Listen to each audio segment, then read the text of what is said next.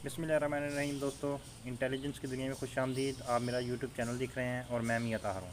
दोस्तों, आज मैं आपको फ्रिज के बारे में, एसी के बारे में कुछ ऐसी मालूमात दूंगा कि जो कि हर घर वाले के पास ये मालूमात होनी चाहिए, ताकि आप कारीगर से जो कोई भी कारीगर आपसे ज़ायद पैसे वसूल ना कर सके।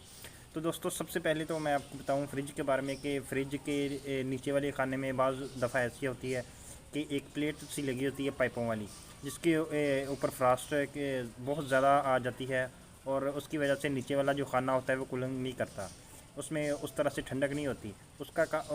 वो इसलिए होता है क्योंकि आपका जो फ्रिज का थर्मोस्टेट होता है वो ख़राब हो चुका होता है, और आपका जो कंप्रेसर है वो मुसलसल वो रनिंग में रहता है, वो ट्रिप नहीं उसको थर्मोस्टेट करने देता, ताकि वो जो फ्रास्ट नीचे जमी होती है वो डीफ्रास्ट हो जाए।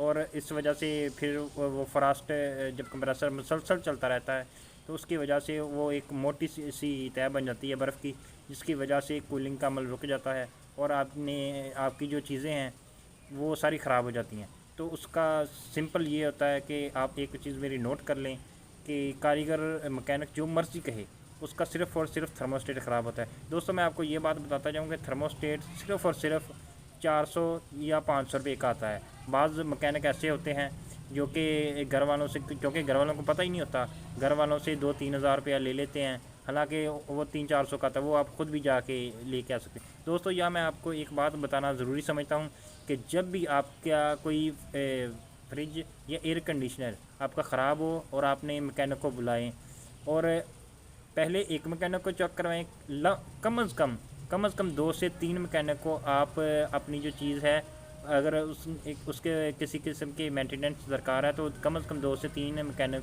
को चेक करवाएं। कभी भी किसी एक मैकेनिक पे एतबार बिल्कुल ना करें, वरना आपको जो वो है वो बहुत महंगा टिका लगेगा। उसके बाद दोस्तों, बाज़ दफ़ा ऐसा होता है कि हमारा जो एसी है वो कूलिंग करना कम कर देता है। उसकी वजह ये होता है कि कुछ देर बाद जो आउटडोर होता है वो खुद ब खुद ही उसका कंप्रेसर ट्रिप कर जाता है।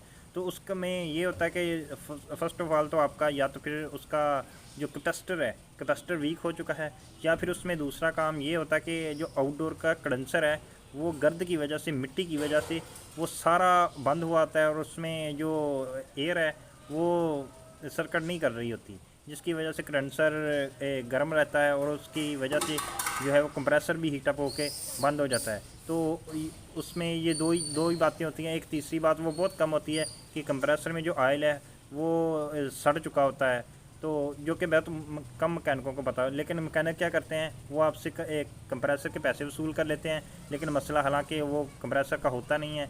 कंप्रेसर के या उसका कैपेसिटर वीक हुआ होता है, या उसमें ऑयल जो है वो कम हो चुका होता है। तो इन दोनों सूरतों में भी ये भी मैक्सिमम 15 से 2,000 रुपये का ख़र्चा है, और बाज़ मैकेनिक आपको पता नहीं होता और आपसे वो कम से कम 8-10 हज़ार रुपया ले जाते हैं। तो दोस्तों, ये मालूमात आप लाजमी आपके पास होनी चाहिए।